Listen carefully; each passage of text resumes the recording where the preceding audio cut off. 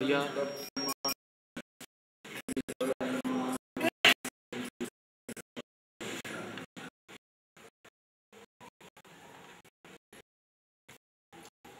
समय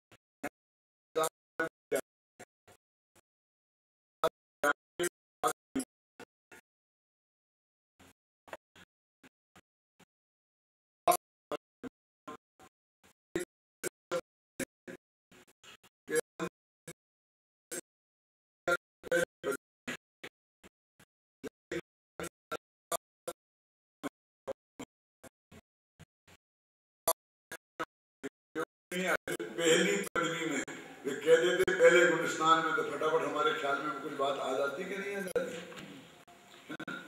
लेकिन ये भाषा ऐसी है कि हम किसी से कहें कि जो लोग कुछ नहीं समझते हो उनके लिए ये बात है, समझते हो उनके लिए ये बात है। अब कौन निर्णय करे कौन लोग समझते हैं और कौन लोग नहीं समझते हैं, और समझने का अर्थ क्या है। आखिर हमने 25-25 वर्ष से स्वाध्याय कर रहे, तो हम समझने वालों में है कि नहीं समझने वालों में है? क्यों? ऐसे लोग हैं ना कि 40-40 वर्ष हो गए स्वाध्याय करते हुए भाई, तो उन्हें हम प्राग पदवी में माने कि नहीं माने? यदि प्राग पदवी में नहीं माने तो उनके लिए फिर व्यवहार में उपयोगी नहीं है।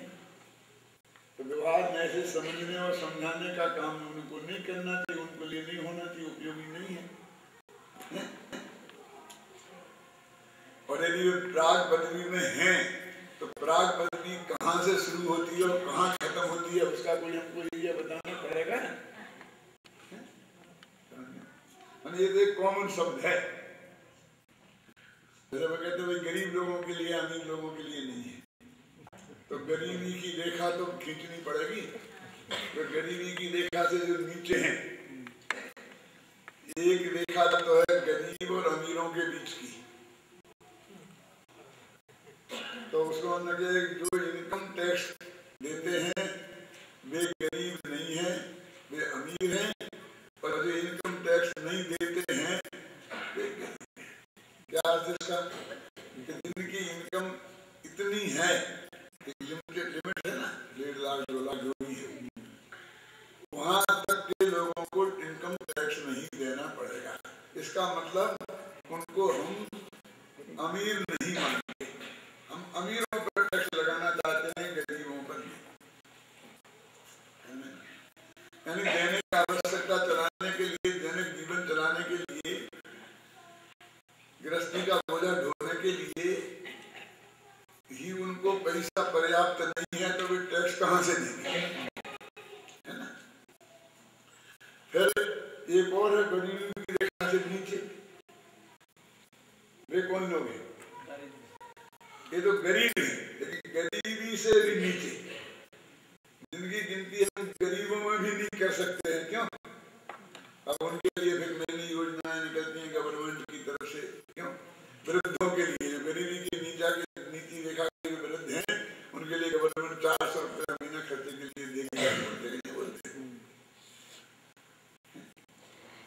तो ऐसे ही कौन वो जीव है जिनको हम प्राग पदवी में कहें? कभी कभी तो यहाँ से बात शुरू कर देते हैं, आगे आएंगे भी 27 में कहा था कि व्यवहार नयो भाषी जीवो देहो अवधि खलु एक को। व्यवहार में कहता है कि जीव और शरीर एक ही है। अब जो शरीर और जीव को एक माने वही व्यवहार करने वाला है ना, तो वो प्राग पदवी में है कि ऊंची पदवी में है? क्यों? और कुछ ऐसे भी हैं जो कहते केवल ज्ञान भी मैं नहीं हूँ, गुणभेद से भी भिन्न हूँ, पर्याय से भी पार हूँ, तो वे तो प्राग पदवी से ऊपर उठ गए होंगे ना।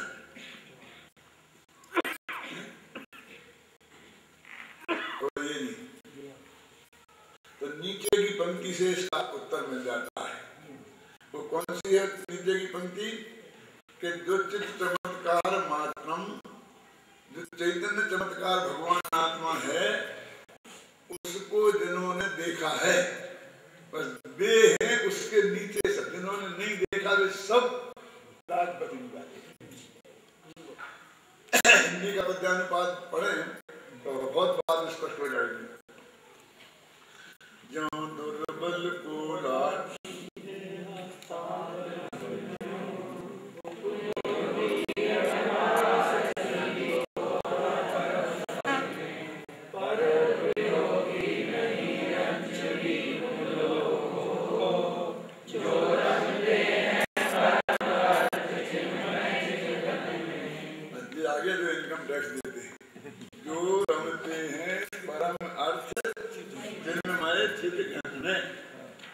चैतन्य में भगवान आत्मा परम अर्थ है, उसमें जो रमण करते हैं माने यही मैं हूँ ऐसा मानते हैं, यही मैं हूँ ऐसा जानते हैं, और उसमें ही अपने को उपयोग को स्थिर करने की कोशिश करते हैं। ऐसे लोग जो हैं वो चित्त घन में रमने वाले हैं, तो उनको रंच मात्र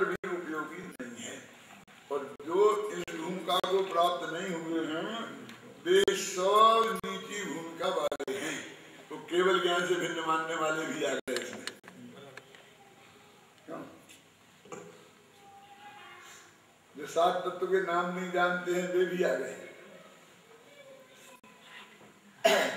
गरीबों में कौन कौन है ना, 7 तत्व के नाम अभी सीखे हैं वे, और केवल ज्ञान से भिन्न आत्मा को कहने वाले हैं वे भी।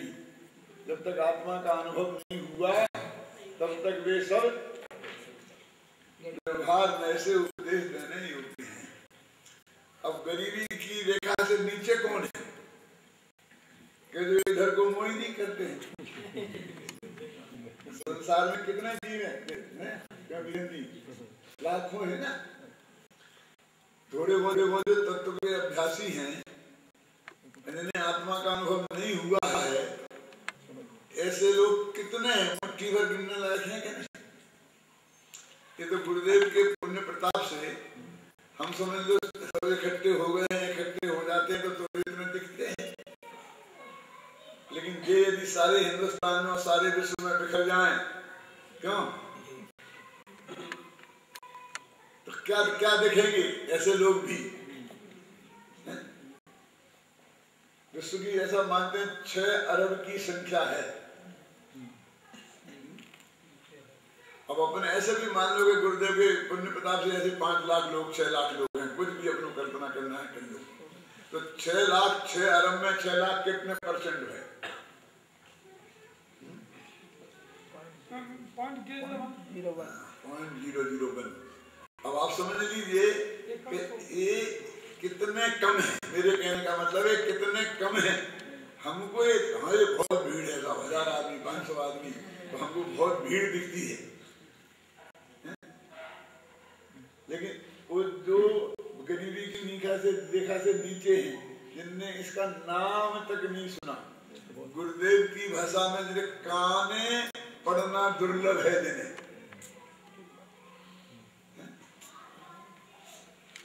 उनकी बात ध्यान नहीं है। व्यवहार में किनके लिए उपयोगी है? जिनके कान में ये बात पड़ रही है उनके लिए, और जिनने उस आत्मा को अभी तक प्राप्त नहीं कर लिया है उनके लिए। इसको और सीधी सरल भाषा में मैं कहूं तो देशना लब्धि है। व्यवहार नय के माध्यम से वस्तु को समझाते हैं, निश्चय को, है ना। व्यवहार नय प्रतिपादक है और निश्चय में प्रतिपाद्य है। वो भगवान आत्मा का प्रतिपादन करना है व्यवहार नय का काम।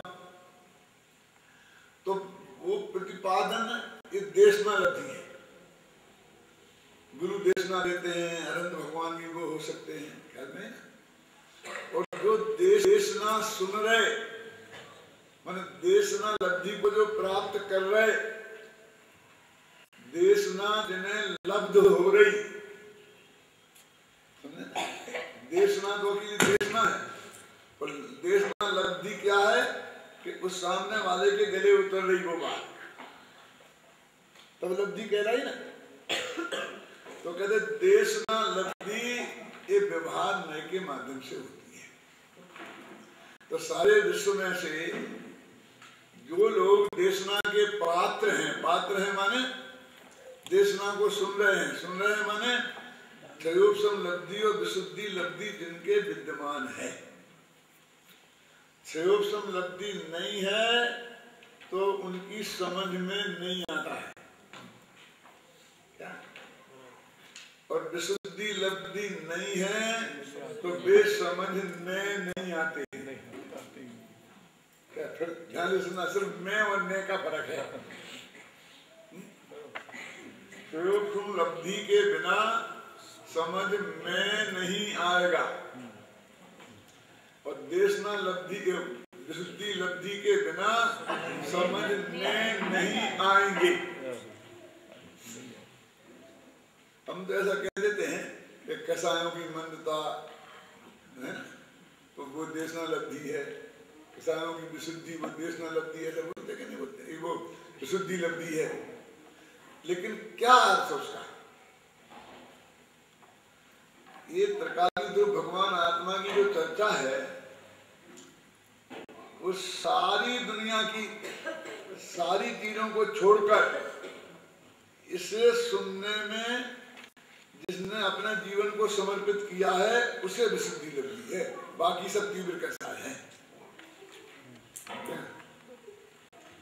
अब हम वो कहते हैं हम ये नहीं पूछते तुम कहाँ गए थे। गांधी जी का एक बहुत बढ़िया उदाहरण है।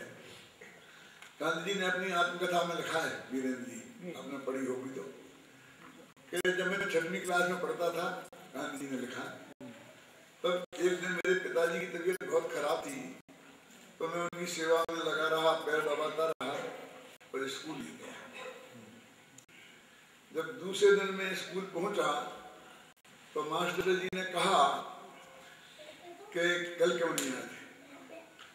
तो पिताजी की तबीयत खराब थी, उनकी सेवा करता रहा, पैर दबाता रहा, ब्रेंच पे खड़े होना, तो उन्हें ब्रेंच पे खड़ा किया।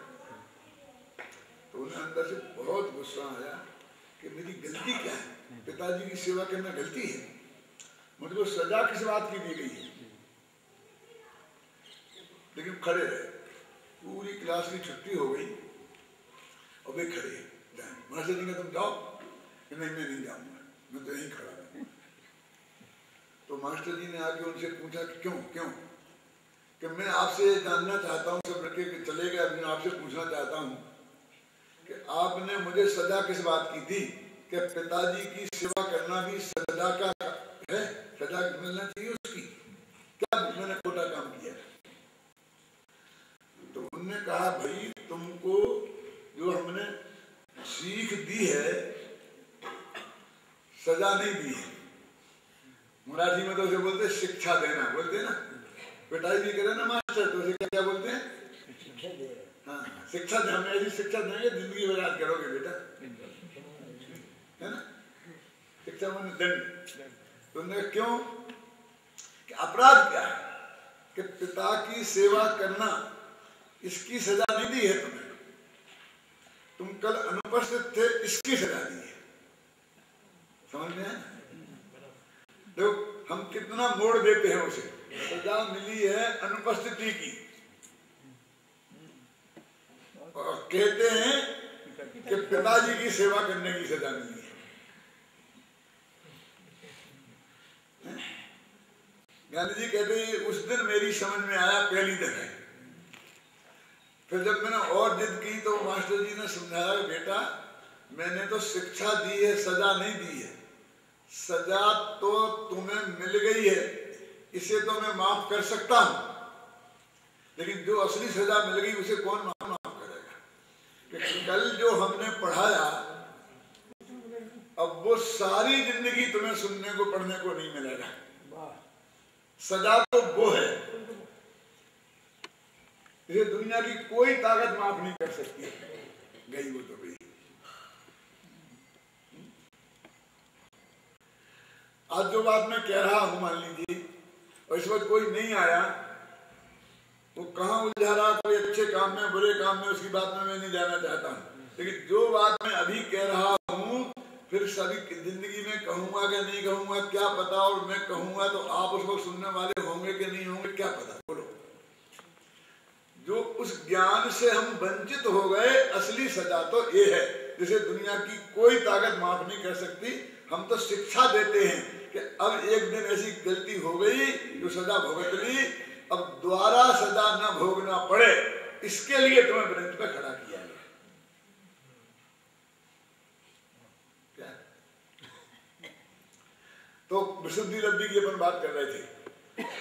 यहां नहीं आए तो तुम कहाँ थे? देवसाज भगवान की पूजा कर रहे थे, भक्ति कर रहे थे, यात्रा पे गए थे, क्यों? किसी को दूसरे को पढ़ा रहे थे, समझा रहे थे, सेवा कर रहे थे किसी की, कुछ नहीं, बस तुम्हें विशुद्धि लब्धि की कमी है। क्यों? क्योंकि तुम्हें देशना लब्धि प्राप्त नहीं हुई। एक ही परिभाषा की ना कि जिस तो वो बहुत मार्मिक बिंदु है। भिंडर में हमारा प्रशिक्षण शिविर था, तो वहां एक राजा साहब थे ना, उनका किला, उस किले को उन्होंने बिल्कुल नया बना करके और होटल बनाया, किले को होटल में तब्दील किया। आजकल हर किले धीरे धीरे होटलों में तब्दील हो रहे हैं। और उसका उद्घाटन होने वाला था, उसके पहले अपने लोग गए कि साहब हमारे यहाँ शिविर लगने वाला है, जगह नहीं है। और आपका ये किला जो आपने तैयार किया है हमें 20 दिन के लिए दे दें, ये मैदान भी और किला भी ठहरने के लिए। तो उन्होंने कहा मेरे को इससे अच्छा और मौका क्या मिलेगा। तो उन्होंने उनको 20 दिन के लिए फ्री में वो किला और सब ठहरने की जगह वो सब दी और हम लोग जाकर के उस किले में ठहरे। नीचे पंडाल बनाया, फिर अंदर में बहुत उत्साह आया तो का उद्घाटन उन्हीं से कराए। वो MLA थे पवन जी, अभी भी होंगे, नई उम्र के ही थे। तो उनके उद्घाटन कराया। तो उनने जो उद्घाटन में बात कही थी वो 2 मिनट में मैं आपको सुनाना चाहता हूँ, बहुत मार में। वो बोले कि मेरी माँ मेरे से रोजाना मंदिर चलने को बोलती, पूजा करने को बोलती बैठती, तो मैं माँ से कहता कि माँ ये तो अभी तुम्हारे दिन हैं पूजा पाठ करने के, हमारे तो खेलने खाने के दिन हैं, कुछ करने धरने के दिन हैं, हमें क्यों अभी से इसमें उलझाती हैं। जब हमारे ये दिन आएंगे तब हम ये करेंगे। तो मेरी माँ ने कहा मेरे से कि बेटा तुम्हारे पिताजी का स्वर्गवास 35 वर्ष की उम्र में हो गया और तुम्हारे दादाजी का स्वर्गवास 30 वर्ष की उम्र में हो गया था। तो तुम्हें ये भरोसा है कि जितनी मेरी उम्र है उस उम्र में तुम आओगे क्या? कि जब उम्र आएगी तब करेंगे। तो भैया जैसी उम्र सबको मिलेगी क्या? क्या बोलेगी? नहीं मिलेगी। जिनको मिल गई उनको मिल गई, लेकिन जिनको नहीं मिली है अभी उन्हें मिलेगी इसकी कोई गारंटी नहीं है। तो उस दिन से मैंने डेली पूजन करना शुरू कर दी। 1-2 घंटा सुबह भगवान की बैठ के पूजन करता हूँ माँ के साथ में। उन्होंने कहा फिर उनकी शादी हुई, बड़ौदा के गायकवाड़ की फैमिली है ना, उनके यहाँ शादी हुई है और उनकी लड़कियां उनकी पत्नी है। बोली कि एक दिन MLA थे और मिनिस्ट्री में आने के चांस थे और खूब मीटिंगें चल रही थी। तो उन्हें ये भरोसा था कि अभी यार कोई फोन आएगा और मुझे बुलाया जाएगा क्या। तो उन्होंने अपनी पत्नी से कहा कि मैं पूजा में बैठा हूँ और फोन तेरे पास ध्यान रखना, किसी का फोन आए तो मुझे बुला लेना।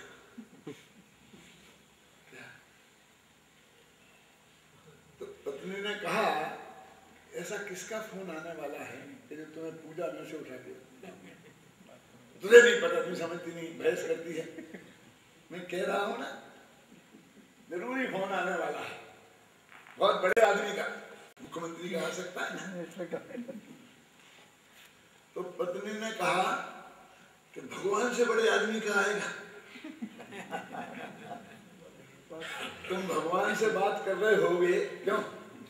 तुम प्रधानमंत्री से बात कर रहे हो और मुख्यमंत्री का फोन आया तो तुमसे बात कराना कि नहीं कराना? बोलो। कह देना कि साहब प्रधानमंत्री जी से बात हो रही है, अभी आप 5 घंटे बाद बात करेंगे, क्या करना बोला? उनने तो सुनाया उस सभा में भगवान से बड़े किसी आदमी का फोन आने वाला है क्या? उस दिन से मैंने नक्की कर लिया कि 22 घंटे का दिन होता है। समझ में आया कि नहीं? 2 घंटे बस मेरे धर्म ध्यान के हैं, इसमें ये है ही नहीं। चाहे मुख्यमंत्री का आए चाहे किसी का आए, बस इस वक्त किसी से बात नहीं तो नहीं, खत्म। बस इसको बोलते हैं विशुद्धि लब्धि। कि तुम अपने आत्मा की बात समझने बैठा तो इससे बड़ा बहुत जरूरी काम और कौन हो सकता है? यानी ये तेरी दृष्टि में ये सेकंड जरूरी है, जरूरी तो है क्यों, लेकिन इसका नंबर तेरे लिए क्या है?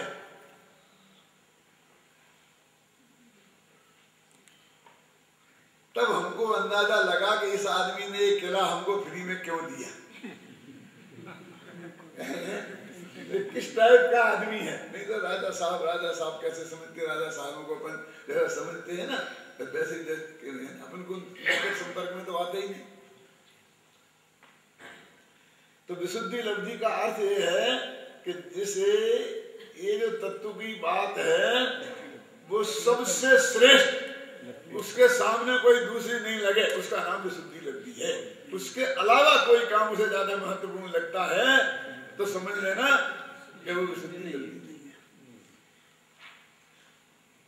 गुरुदेव श्री तो ऐसा कहते थे कि हमारा धर्म तो ऐसे नंबर में पहुंच गया है कि सास बहू से पूछती है कि कुछ काम तो नहीं है, कोई काम हो तो बता, नहीं तो मंदिर होगा।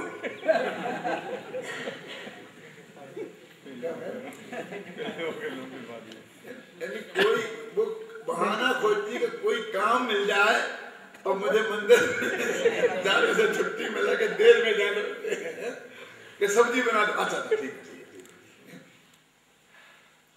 धर्म के लिए हमारा कौन सा नंबर है, इसके लिए वे उदाहरण देते थे। और बच्चे हमारे 2 दफे मंदिर जाते हैं, एक दफे सासू जी के साथ और एक दफे बहू के साथ, मम्मी के साथ, एक दफे दादी के साथ। जब दादी मंदिर जाने लगती है तो बहू कहती है कि अम्मा जी इस बच्चे को ले जाओ ना, ये बहुत परेशान करता है, यहाँ मुझे काम नहीं करने देता है, मंदिर में ऐसे ले जाओ। क्यों? और जब बहू जाती है तो सासू जी के मतलब को भेज जाती है मंदिर, तो सासू जी कहती है तू ले जा साथ में से, क्यों मुझे परेशान करेगा। यानी मंदिर में तो कोई काम ही नहीं है बच्चे के खिलाने के अलावा। मंदिर में बच्चा परेशान करता रहेगा, तुझे स्वाध्याय नहीं करने देगा, सामायिक नहीं करने देगा, साड़ी खींचेगा, क्यों प्रवचन नहीं सुनने देगा, और दूसरों को भी नहीं करने देगा, अड़ोसी पड़ोसियों को है। तो मेरे कहने का मतलब ये घर के काम में जो क्या काम है घर में, सास बहू को ये सब्जी वब्जी काटना, ये करना, वे करना, और तो कुछ काम है नहीं। और इस काम में तो डिस्टर्बेंस होता है, स्वाध्याय में प्रवचन सुनने में क्या डिस्टर्बेंस।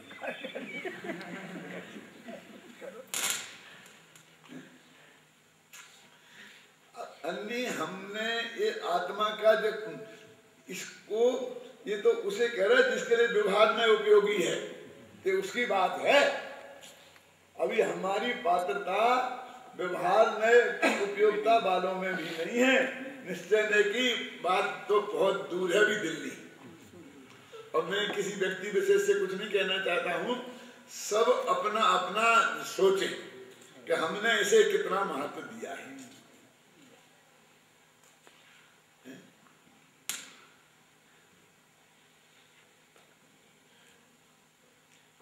बहुत से लोग ऐसी बातें करते मिलेंगे, मरने की तो फुर्सत नहीं है, तुम्हें बड़ी प्रवचन की लग रही है।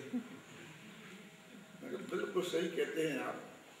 यदि आपको मरने के लिए फुर्सत मिल गई होती तो जिंदा कैसे होती है? आप जिंदा हो ना, इसका मतलब मरने के लिए फुर्सत नहीं मिली। इस बात का सबूत है। क्यों? मानो तुम तो तभी मरोगे जब फुर्सत मिलेगी।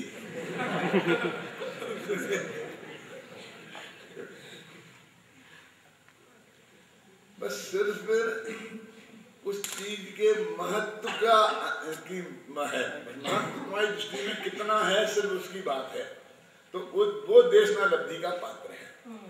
उससे कुछ तत्व की बात समझाओगे तो वो सीधी जाकर के उसके अंदर उतर जाएगी। किसके? जिसके विशुद्धि लब्धि है और स्वरूप समृद्धि है, समझने की ताकत है और हर कीमत पर समझना चाहता है। कि साहब मेरे को आपको एक बहुत जरूरी शंका है और मुझे समझना है आत्मा के बारे में, तो साहब आप समय दे दो। कब? तुमने कहा 3 बजे आ जाना। नहीं 3 बजे तो हमको दुकान पे जाना। सुबह 9 बजे आ जाना। 9 बजे तो हम सो के ही उठते हैं। तो कह रहे तू काम से, अब तू हमसे समय मांगने आया है कि हम तेरे से समय मांगे।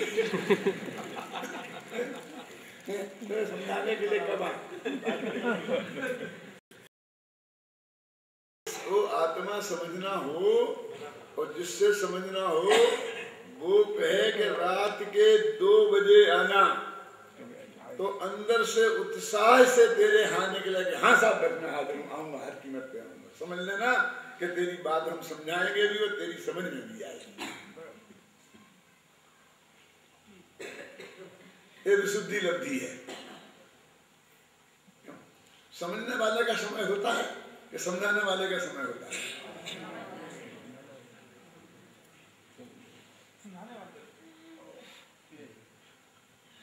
मैं इस बात के लिए बहुत बदनाम रहा शुरू से। जब पढ़ता था, पवन जी शायद आप तो 5-6 वर्ष के होंगे, तब की घटना बताता हूँ। लीलाधर जोशी मुख्यमंत्री थे मध्य प्रदेश के, और मध्य भारत के। जब मध्य प्रदेश नहीं बना था, मध्य भारत, आप समझेंगे ना कब की बात है? सन 49-50 से 48-49 में पढ़ता था मुरैना विद्यालय में। वो हमारे विद्यालय में आए, मुख्यमंत्री थे, तो जल्दी जल्दी जाने की थी। तो हमारे पंडित जी ने कहा, मक्खनलाल जी ने, कि साहब बस हमारे थोड़ा सा आधे घंटे का कार्यक्रम है, ये बच्चा बोलेगा और इसे आप सब्जेक्ट दो। मुझे खड़ा कर दिया। वो भाषण तब से ही अच्छा देता है। ऐसे आप सब्जेक्ट दो, तो ये बोलेगा उस पर 5 मिनट बस। कि नहीं मेरे को टाइम नहीं है, मेरे को टाइम नहीं है, जाना नहीं, जल्दी निपटाओ, नहीं मेरे को छोड़ो इस बात को, इसको बंद कर। मतलब तो उन्होंने, पंडित जी ने कहा कि नहीं साहब ज़्यादा 5 मिनट का काम है, आप दो तो सब्जेक्ट। मेरे पास समय नहीं है, समय नहीं है। जब बहुत पीछे पड़े थे, बोले समय की कीमत बोलो बेटा। मैंने यहाँ से शुरू किया कि जब सुनने वाले के पास समय नहीं है तो बताने के वाले पास समय तो उसका ज्यादा कीमती होता है। तो पंडित जी तो इतने घबराए कि हमारी जो एड मिलती है वो बंद हो जाएगी। पहले बंद हो गई थी आरएसएस के चक्कर में। हम लोग उसमें जाते थे काय में, आरएसएस में। तो जब वो गांधी जी की हत्या हो गई थी ना, तो बंद हो गई थी। तो दोबारा इसलिए बुलाया था कि वो शुरू हो जाए। तो नहीं तो बोलने दो पंडित जी, बोलने दो। बोला 5 मिनट जम के। बाद में उन्होंने अपने भाषण में कहा कि हमको ऐसे ही विद्वानों की जरूरत है। क्या समझे? बहुत प्रशंसा की।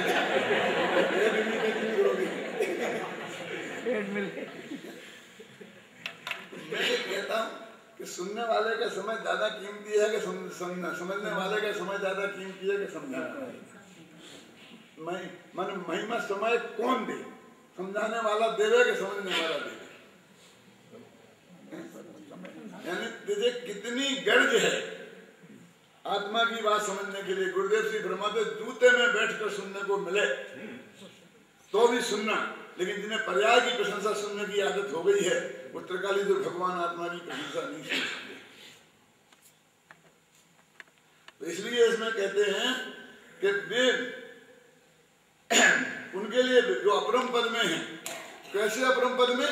जो ऐसे वे जो 6 अरब लोग हैं जिन्हें इसकी गर्ज ही नहीं है, ये उनकी बात नहीं है, उनके लिए व्यवहार में है ही नहीं। और व्यवहार में उपयोगी ऐसे आत्मार्थियों के लिए है। और कब तक उपयोगी है?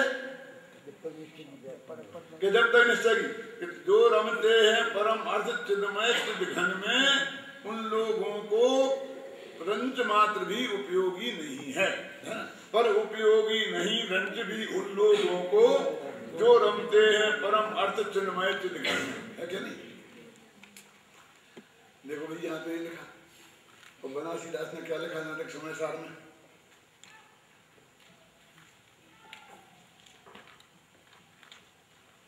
भेद ज्ञान तब लो भलो जब लो मुक्ति न हो। जब तक मुक्ति नहीं हो तब तक वो भेद विज्ञान व्यवहार की करता है माध्यम से। उनने वहां तक उपयोगी बताया। तो चिदघन में नहीं रमते हैं, इसके अर्थ बहुत होते हैं। एक तो चौथे गुणस्थान में आत्मा का अनुभव किया, ये भी चिदघन में रमना होता है। ख्याल में ना? एक 7वें गुणस्थान में चले गए, ये भी चिदघन में रमना है। ये केवल ज्ञान हो गया, निरंतर आत्मा में रहे, वो भी चिदघन में रमना होता है। तो पहला 3 पॉइंट लेना पड़ेंगे। यदि पहला लेना है तो हम जो भद्र मिथ्या दृष्टि है, भद्र मिथ्या दृष्टि का मतलब ये होता है कि आत्मा की बात समझने की जिन्हें रुचि जगी है, लेकिन आत्मा की बात अभी समझ में नहीं आई है। एक तो वे है अपरम भाव में, समझे ना, वे विभाजने के द्वारा समझाने योग्य हैं। दूसरे सम्मा दर्शन तो हो गया है, लेकिन अभी उपयोग आत्मा में अधिक काल तक टिकता नहीं है। ऐसे 5वें 6वें गुण स्थान वाले, चौथे 5वें 6वें गुण स्थान वाले ये हैं अपरम भाव में। इनके लिए व्यवहार प्रयोजन है। काय के लिए? कि वो व्यवहार में प्रवर्तेंगे, वो शास्त्र लिखेंगे, पढ़ेंगे, सुनेंगे, सुनाएंगे, ये सारे व्यवहार में वो रहेंगे कि नहीं रहेंगे? अब एक जो कहते केवल ज्ञान नहीं हो गया, तो परम अर्थ चिदघन में पूरी तरह नहीं रम गए, तब तक गुरुदेव की भाषा में कहें जाने लो प्रयोजनवान छे। तो कहाँ कितना राग विद्यमान है, वो जाना हुआ व्यवहार प्रयोजनवान है, वो व्यवहार है। तो इसलिए कहते हैं कि जो दुर्बल को लाठी है, हस्तावलंब त्यों उपयोगी व्यवहार सभी को अपरम पद में, पर उपयोगी नहीं रंज भी उन लोगों को जो रमते हैं। अब एक इसमें क्या है, दुर्बल को लाठी, ये लाठी है ना, जैसे किसी के हाथ में बंदूक हो, हथियार हो, एटम बम हो, अणुबम हो, तो आजकल वो शक्ति का प्रतीक माना जाता है। सबसे ज्यादा मारक क्षमता हो, अमेरिका सबसे बड़ा शक्तिशाली क्यों है? क्यों? उसके पास ऐसे ऐसे हथियार है कि सारी दुनिया में किसी को भी खत्म कर दे। तो ये हथियार शक्ति के प्रतीक है कि कमजोरी की? ये कहते लाठी शक्ति की प्रतीक है कि कमजोरी की? लाठी लेके चलूं तो कहते ज्यों दुर्बल को लाठी, जो बिना लाठी के नहीं चल पाता है तो वो दुर्बल है क्या मजबूत? दुर्बल है। जैसे दुर्बल को लाठी उपयोगी है, लेकिन वो दुर्बल व्यक्ति रोजाना भगवान से ये प्रार्थना नहीं करता है कि हे भगवान मैं अंत तक इस लाठी को लिए रहूं और अगले भव में लाठी सहज ही पैदा हूं। ऐसी प्रार्थना करता है कि हे भगवान वो दिन कब आए कि जब मेरे हाथ से लाठी छूटे और बिना लाठी के मैं चलना शुरू कर। हंत हस्तावलंबा, हंत माने खेद है कि वो हाथ का सहारा है, यानी वे हाथ जिन्हें सहारा लेना पड़ता है, ये दुर्बलता है। ऐसे ही व्यवहार में दुर्बलता की निशानी है। तो जैसे वो लाठी लेकर चलने वाला जो टाइफाइड से अभी लिखा है, वो चाहता है कि जल्दी से जल्दी मुझे लाठी हाथ से छूटे, ऐसे ही ये व्यवहार के द्वारा आत्मा को समझने वाला निरंतर ये सोचता है कि जल्दी जल्दी मुझे व्यवहार से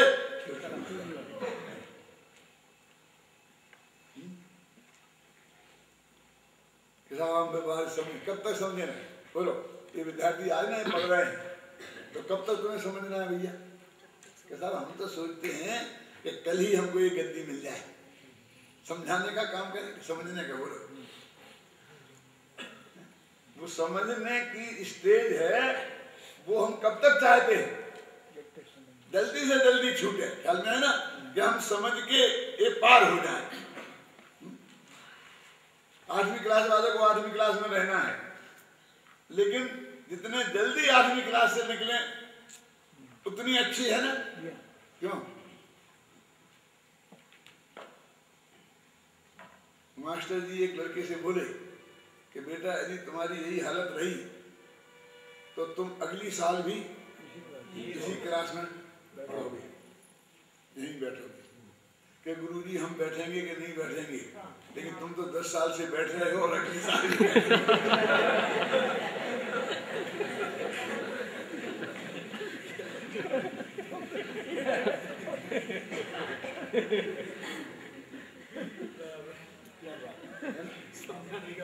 कहने का मतलब ये है, कोई भी विद्यार्थी ये नहीं कहता है कि मेरे लिए बहुत अच्छे अध्यापक हैं, बहुत अच्छी क्लास है, तो मैं अनंत काल तक इसी क्लास में बैठा रहूं, इन्हीं गुरुजी से पढ़ता हूं।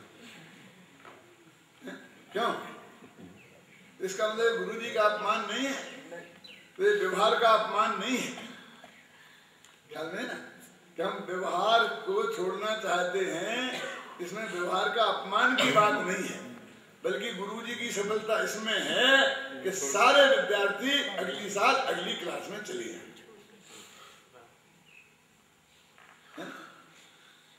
तो एक तो हंत लगा है कि हमें खेद है, और खेद है और है कि यदि तुझे इतना दुख है इस लाठी का लेने का तो फेंक देना। कौन रोकता है तेरे को?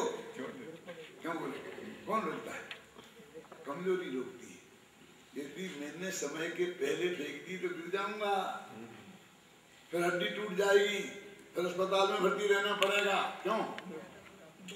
तो व्यवहार को समय के पहले छोड़ना नहीं और एक समय भी रखने लायक समझना नहीं। जो रमते हैं परम अर्थ चिन्मय चिद घन में, ये परम अर्थ क्या होता है?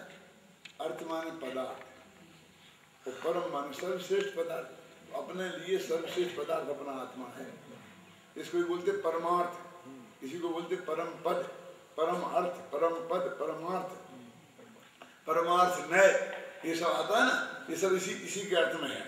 तो कहते हैं देखो कि ये व्यवहार में के प्रकरण चल रहा था ना 11वीं गाथा से बराबर लेकर के, फिर 12वीं गाथा में इसकी उपयोगिता बताई थी, 12वीं गाथा में इसकी बहुत विस्तार से उपयोगिता बताई थी।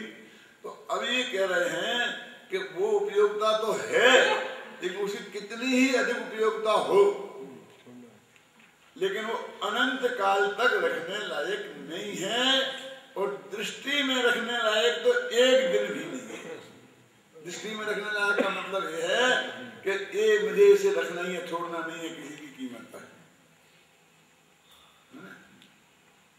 वास्तव में तो ऐसे मैं ऐसा बोलता हूँ, बेटी की विदाई जैसा है व्यवहार में की मामला। बेटी की विदाई के समझते हैं कि जिस बेटी को हमने बेटे जैसा पाला हो, पोसा हो, पढ़ाया हो, लिखाया हो पूरी शक्ति से, क्यों, और उसको एक दिन शादी करके और किसी के साथ भेजना पड़ता है कि नहीं भेजना पड़ता है, तो हम रोते भी हैं, आंखों से आंसू भी निकलते जाते हैं और भेजते भी जाते हैं। ऐसे व्यवहार के वियोग में हमें आंखों से आंसू भी निकलना चाहिए और छोड़ने, और जन्म से ही समझते हैं कि नहीं कि ये तो पराये घर का धन है। कुछ बहन बेटियां हमसे इस बात से बहुत नाराज होती हैं कि ऐसा कह के हमारा रोजाना अपमान किया जाता है। कैसा? कि पराये धन की बेटी है, पराये घर की बेटी, पराया घर का धन है, ऐसे बोलते हैं। हमको सीधे पराया पराया पराया पराया, बेटों को अपना, हमको पराया हमारा। मैं कहता हूँ भाई साहब आप समझते नहीं कि तुम्हारे प्रति अरुचि का द्योतक नहीं है, अपनी चित्त की भूमि को तैयार करने का है। क्योंकि यदि हम अपने घर के मानते रहेंगे तो जिस दिन जाएगी उस दिन छाती फटेगी। उस दुख को हम सहने की निरंतर प्रैक्टिस कर रहे हैं, निरंतर इस बात का प्रैक्टिस कर रहे हैं जन्म से ही। मेरा मतलब समझेंगे ना, ये तुम्हारे प्रति अति स्नेह का द्योतक है, ये शब्द इस बात के द्योतक नहीं है। पराये घर का धन है और फिर भी पढ़ा रहे, लिखा रहे, पाल रहे, पोस रहे, पूरी शक्ति से इलाज करा रहे, सब कर रहे कि नहीं कर रहे? बोलिए, कोई कसर छोड़ी है? तो ऐसे ही इस व्यवहार में के प्रति उसके उपकृत भावना से उपकृत भी है, और वो लड़की उपकृत भी है अपने माँ बाप से, और फिर भी वो छोड़ के जा रही है, और इसमें दोनों की खुशी है।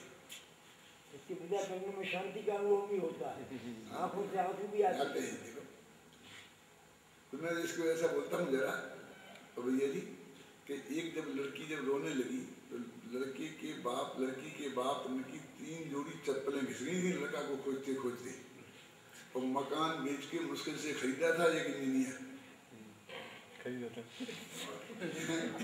जब मकान बेचना पड़ा तो और क्या कहें।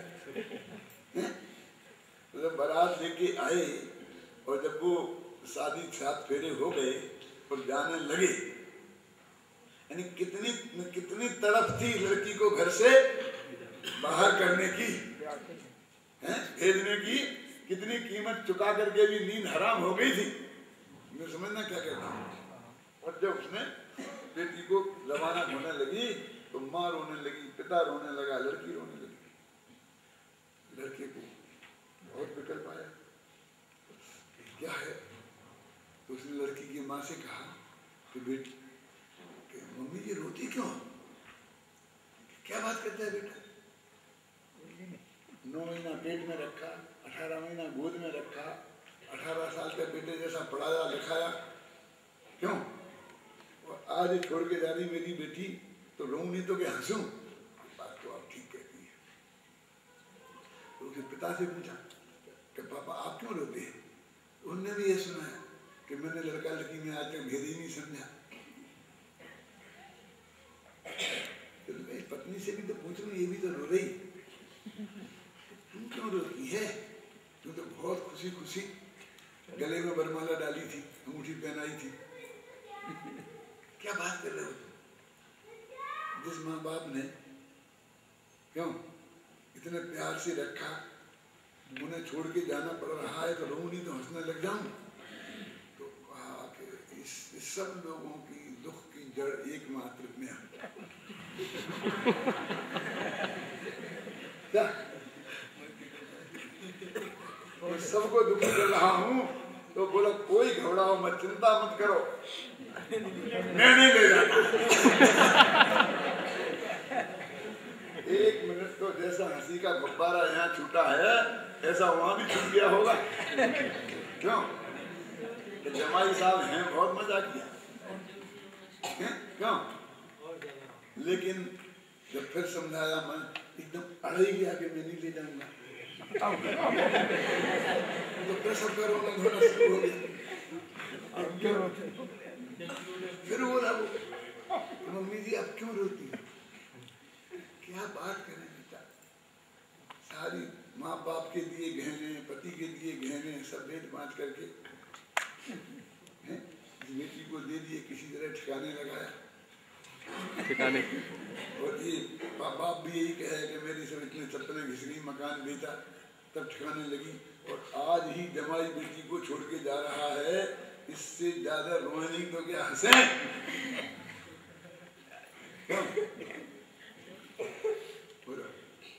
पत्नी से पूछा कि तू क्यों रोती है?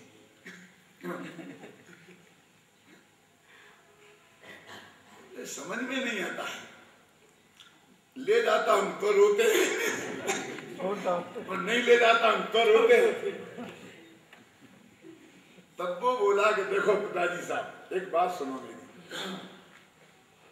जो बोलो जल्दी, कि मैं ले जाऊंगा तो सब कुछ, लेकिन एक शर्त है। क्या शर्त है? बोल देखिए, तुम 10 माइल और एक मोटा गाड़ी मारती चाहिए हो तो बोल। कि नहीं ऐसा कुछ नहीं है। क्या है शर्त? कि मैं पत्नी को ले जाऊंगा, आप लोग कोई रोएंगे नहीं, और हो तैयार? दादा तेरे जैसे बहुत देखे, तेरे को लड़की को ले जाना पड़ेगा और हम रोएंगे।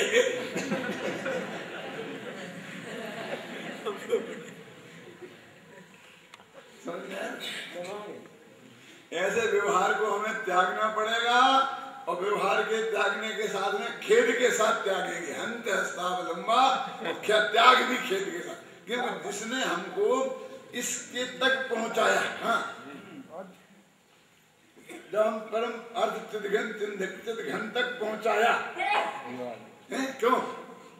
तो वहां से शुरू की थी बात, जहां से देशनालब्धि नहीं मिली थी, वहां से लेकर के यहाँ तक देशनालब्धि, प्रायोपलब्धि, कैनलब्धि, तो वहां तक जिस व्यवहार ने पहुंचाया, तो उस व्यवहार को कोई उसने हमें शत्रुता का व्यवहार थोड़ी किया हमारे साथ,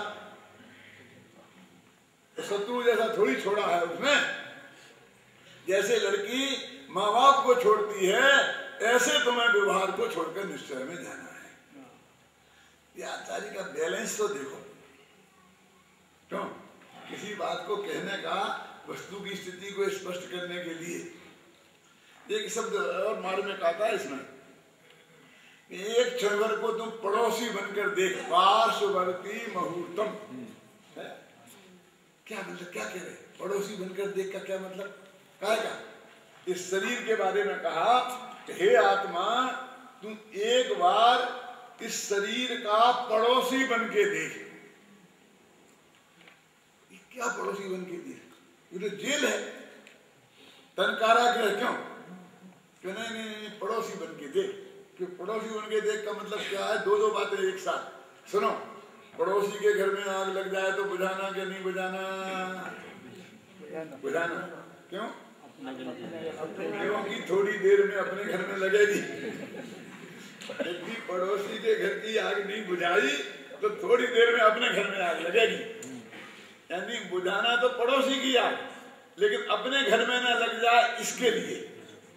लेकिन अपने घर में और पड़ोसी के घर में एक साथ आग लगे तो पहले किसकी बुझाना?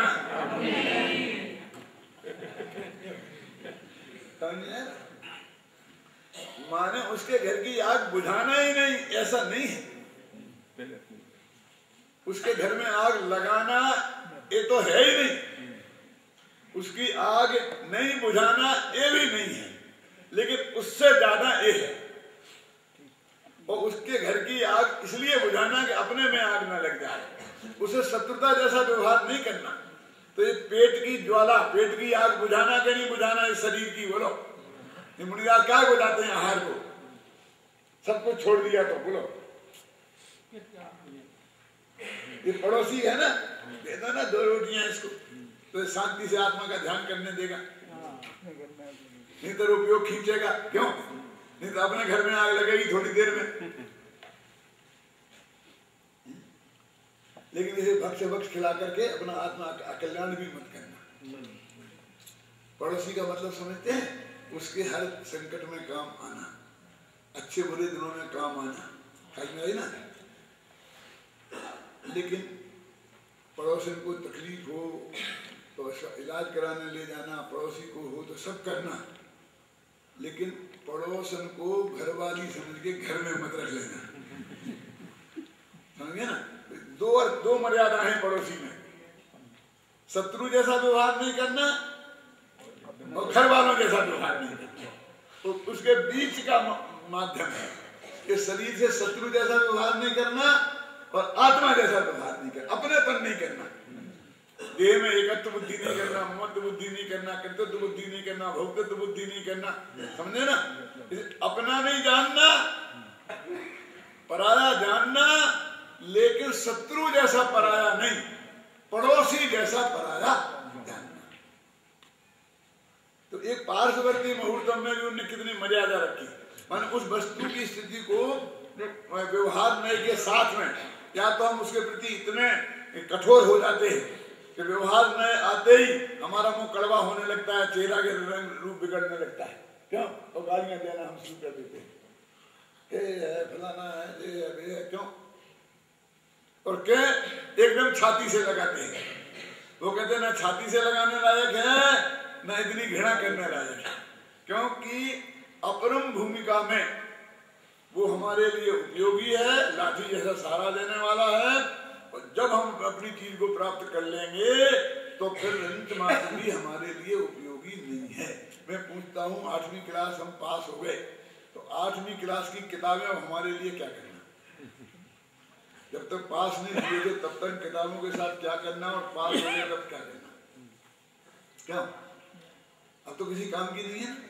दे तो किसी अगले विद्यार्थियों, गरीब विद्यार्थियों की किसी दूसरे काम आए। तो घर में कूड़ा करकट रखने से क्या फायदा? कब तक कितना ढेर लगाते जाओगे? बोलो, काम हो जाने के बाद व्यवहार अनुपयोगी है, और काम नहीं हुआ जब तक उपयोगी है। अब अपना निर्णय तुम करो कि तुम्हारा काम हो गया है या नहीं हो गया। बोलो, यदि काम नहीं हुआ है तो उपयोगी है, और काम हो गया है तो उपयोगी नहीं है। ये विवेक से निर्णय तो करना पड़ेगा। आत्मा का अनुभव हो गया है, तो आत्मा को पाने के लिए तो सारा व्यवहार था। व्यवहार माने समझने समझाने की प्रक्रिया। समझे ना? देशनालब्धि बोला ना मैंने। व्यवहार नए का क्या काम है? समझना समझाना, प्रतिपादन करना, उसका नाम है व्यवहार नय, ख्याल में है ना। तो प्रतिपादन करना माने प्रतिपादन को सुनना करना ये कब तक उपयोगी है? गुरु जी की बात सुनना कब तक उपयोगी है? तो किताबें पढ़ना कब तक उपयोगी है? ख्याल में है ना कि जब तक हम उसे पार नहीं हुए हैं। और मान लीजिए कि आप फर्स्ट डिवीजन पास हो गए, अब आपको जाना है इंजीनियर कॉलेज में, मेडिकल कॉलेज में, तो उस स्कूल के अध्यापकों को और उन सबको छोड़ के जाना है कि नहीं जाना है? ये बहुत अच्छे हैं, कैसे छोड़े? क्यों छोड़ के भी जाना पड़ेगा और उनके प्रति श्रद्धा और प्रेम भी रखना पड़ेगा। दो बातें एक साथ हो सकती हैं। मेरे कहने का व्यवहार को गालियां दिए बिना भी व्यवहार को छोड़ा जा सकता है, छोड़ा जाना चाहिए। ये गाथा 5वें कलश में कहा है कि व्यवहार नया स्याद यद्यपि प्राग पदव्याम नेत्र प्रदानाम हंत हस्ताव लंबा। यद्यपि व्यवहार नए पहली पदवी में जिन्होंने पैर रखा है उन लोगों के लिए हाथ का सहारा है, इस बात का हमें खेद है। फिर भी तदपि परम परतम चित्त चमत्कार मात्रम, चैतन्य चमत्कार जो आत्मा है वो परम अर्थ है, उसमें जो पहुंच गए हैं, उसको जो देख रहे हैं, उसमें जो अपनापन हो गया है, पश्चाताम नहीं किंचित, तो इसके व्यवहार की रंज मात्र भी उपयोगिता नहीं है। इस तरह व्यवहार का उपयोगिता और हे पना और उपादेय पना दोनों इस गाथा में उन्होंने